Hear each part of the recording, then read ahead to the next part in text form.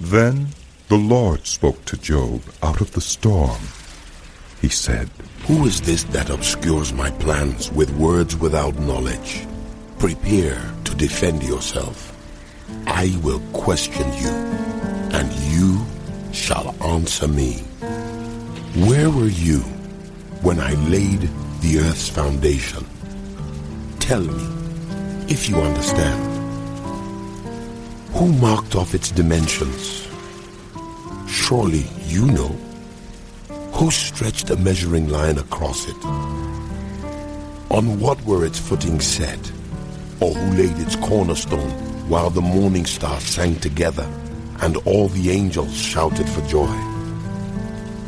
Who shut up the sea behind doors when it burst forth from the womb, when I made the clouds its garment and wrapped it in thick darkness, when I fixed limits for it and set its doors and bars in place, when I said, 'This far you may come, and no further. Here is where your proud waves halt.' Have you ever given orders to the morning or shown the dawn its place, that it might take the earth by the edges and shake the wicked out of it? The earth takes shape like clay under a seal. Its features stand out like those of a garment. The wicked are denied their light, and their upraised arm is broken. Have you journeyed to the springs of the sea or walked in the recesses of the deep? Have the gates of death been shown to you? Have you seen the gates of the deepest darkness? Have you comprehended the vast expanses of the earth? Tell me if you know all this. What is the way to the abode of light, and where does darkness reside? Can you take them to their places? Do you know the paths to their dwellings? Surely you know, for you were already born, you have lived so many years. Have you entered the storehouses of the snow, or seen the storehouses of the hail, which I reserve for times of trouble, for days of war and battle? What is the way to the place where the lightning is dispersed, or the place where the east winds are scattered over the earth? Who cuts a channel for the torrents of rain, and a path for the thunderstorm, to water a land where no one lives, an uninhabited desert to satisfy a desolate wasteland, and make it sprout with grass? Does the rain have a father? Who fathers the drops of dew? From whose womb comes the ice? Who gives birth to the frost from the heavens, when the waters become hard as stone, when the surface of the deep is frozen? Can you bind the chains of the Pleiades? Can you loosen Orion's belt? Can you bring forth the constellations in their seasons, or lead out the bear with its cubs? Do you know the laws of the heavens? Can you set up God's dominion over the earth? Can you raise your voice to the clouds and cover yourself with a flood of water? Do you send the lightning bolts on their way? Do they report to you, 'Here we are'? Who gives the ibis wisdom about the flooding of the Nile, or gives the rooster understanding of when to crow? Who has the wisdom to count the clouds? Who can tip over the water jars of the heavens when the dust becomes hard and the clods of earth stick together? Do you hunt the prey for the lioness and satisfy the hunger of the lions when they crouch in their dens or lie in wait in a thicket? Who provides food for the raven when its young cry out to God and wander about for lack of food? Do you know when the mountain goats give birth? Do you watch when the doe bears her fawn? Do you count the months till they bear? Do you know the time they give birth? They crouch down and bring forth their young. Their labor pains are ended. Their young thrive and grow strong in the wilds. They leave and do not return. Who let the wild donkey go free? Who untied its ropes? I gave it the wasteland as its home, the salt flats as its habitat. It laughs at the commotion in the town. It does not hear a driver's shout. It ranges the hills for its pasture and searches for any green thing. Will the wild ox consent to serve you? Will it stay by your manger at night? Can you hold it to the furrow with a harness? Will it till the valleys behind you? Will you rely on it for its great strength? Will you leave your heavy work to it? Can you trust it to haul in your grain and bring it to your threshing floor? The wings of the ostrich flap joyfully, though they cannot compare with the wings and feathers of the stork. She lays her eggs on the ground and lets them warm in the sand, unmindful that a foot may crush them, that some wild animal may trample them. She treats her young harshly, as if they were not hers. She cares not that her labor was in vain, for God did not endow her with wisdom, or give her a share of good sense. Yet, when she spreads her feathers to run, she laughs at horse and rider. Do you give the horse its strength, or clothe its neck with a flowing mane? Do you make it leap like a locust, striking terror with its proud snorting?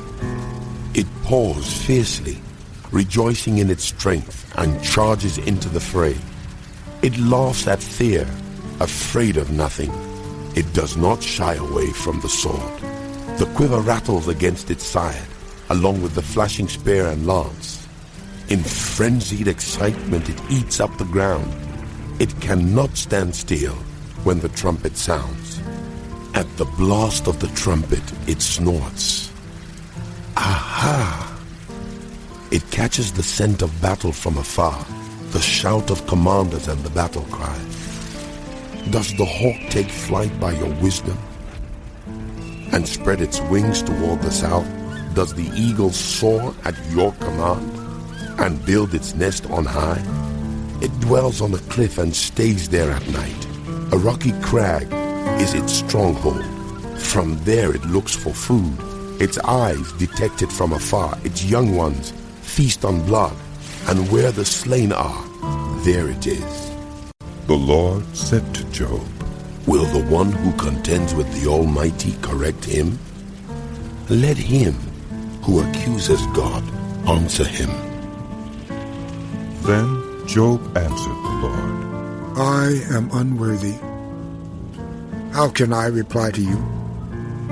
I put my hand over my mouth. I spoke once, but I have no answer. Twice, but I will say no more. Then the Lord spoke to Job out of the storm. Prepare to defend yourself. I will question you, and you shall answer me. Would you discredit my justice?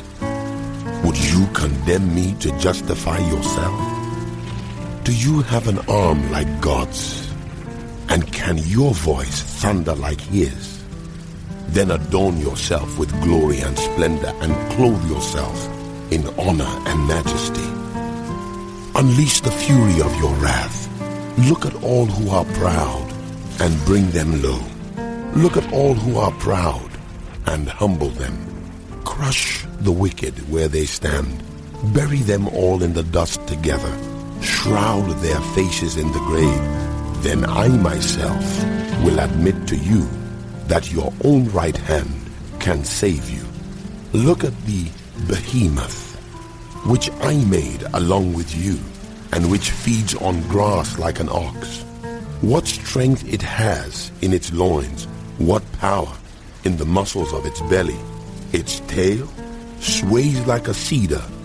The sinews of its thighs are close-knit. Its bones are tubes of bronze. Its limbs like rods of iron. It ranks first among the works of God, yet its maker can approach it with his sword.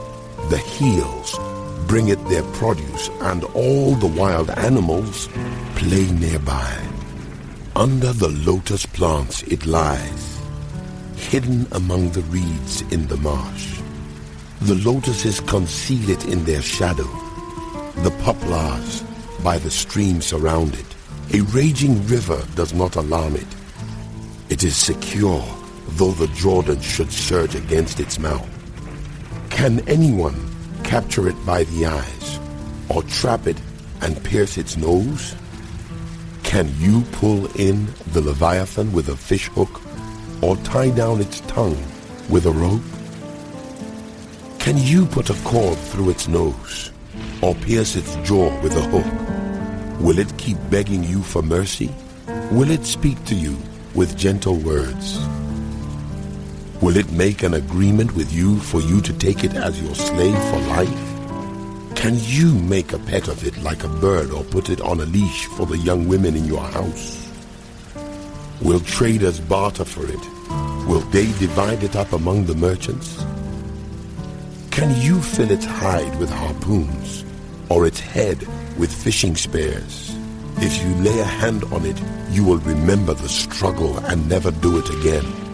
Any hope of subduing it is false. The mere sight of it is overpowering. No one is fierce enough to rouse it. Who then is able to stand against me? Who has a claim against me that I must pay? Everything under heaven belongs to me. I will not fail to speak of Leviathan's limbs, its strength and its graceful form. Who can strip off its outer coat? Who can penetrate its double coat of armor? Who dares open the doors of its mouth? Ringed about with fearsome teeth, its back has rows of shields tightly sealed together.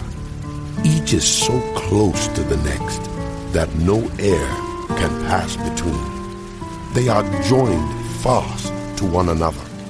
They cling together and cannot be parted. Its snorting throws out flashes of light. Its eyes are like the rays of dawn. Flames stream from its mouth. Sparks of fire shoot out. Smoke pours from its nostrils as from a boiling pot over burning reeds. Its breath sets coals ablaze and flames dart from its mouth. Strength resides in its neck. Dismay goes before it. The folds of its flesh are tightly joined. They are firm and immovable. Its chest is hard as rock, hard as a lower millstone. When it rises up, the mighty are terrified. They retreat before its thrashing. The sword that reaches it has no effect, nor does the spear or the dart or the javelin. Iron it treats like straw, and bronze like rotten wood. Arrows do not make it flee. Slingstones are like chaff to it. A club seems to it but a piece of straw. It laughs at the rattling of the lance. Its undersides are jagged potsherds, leaving a trail in the mud like a threshing sledge. It makes the depths churn like a boiling cauldron, and stirs up the sea like a pot of ointment. It leaves a glistening wake behind it. One would think the deep had white hair. Nothing on earth is its equal. A creature without fear. It looks down on all that are haughty. It is king over all that are proud.